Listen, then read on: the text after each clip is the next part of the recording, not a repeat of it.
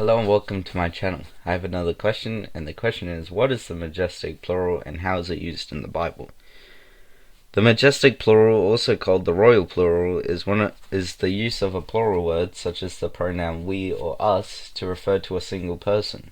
As a type of gnosticism, the majestic plural emphasizes something or honors someone in a stylistic way.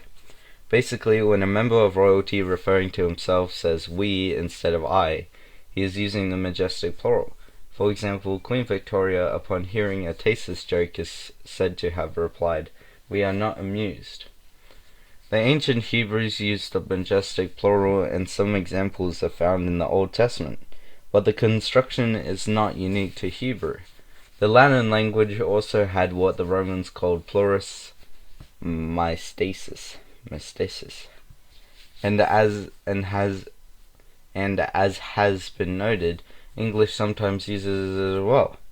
Other modern languages using the royal plural include Punjabi, Hindustani, Telugu, and Egyptian Arabic, in which the president of Egypt is referred to as Your Excellencies. The effect of the majestic plural is to indicate greatness, power, and prestige. It is normally reserved for use by nobles, kings, popes, and other persons of high rank when speaking in an official capacity, or by those of lower rank when speaking of or to their betters. In the Bible, we find 4 verses in which God refers to himself using plural pronouns.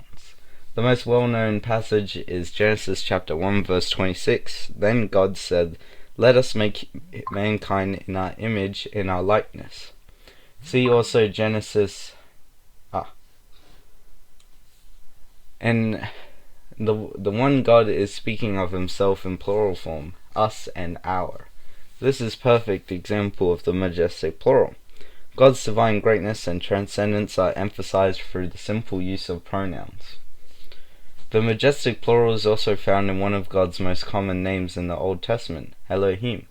The word itself is plural. The singular is Eloah, and is sometimes translated as gods, when referring to a plurality of false gods.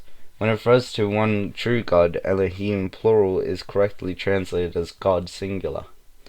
Deuteronomy chapter 4 verse 35 says, "The Lord is God." Literally, Yahweh is Elohim. And the famous Shema says, "The Lord our God, the Lord is one." Again, we have the singular Lord coupled with the plural Elohim, and this time in a verse that is crystal clear that there is only one God. His name's plural form indicates his sovereign supremacy, his matchless might, and his exceeding eminence. We carefully note that the majestic plural in the Old Testament was not meant to teach the doctrine of the Trinity. It is simply a linguistic tool that God employed to accentuate his greatness. However, the use of plural constructions to refer to God leaves open the possibility of God's triune nature. Later, when the doctrine of the Trinity is revealed in the New Testament, the use of the majestic plural fits right in. Thank you for listening to this question. I'll see you next time.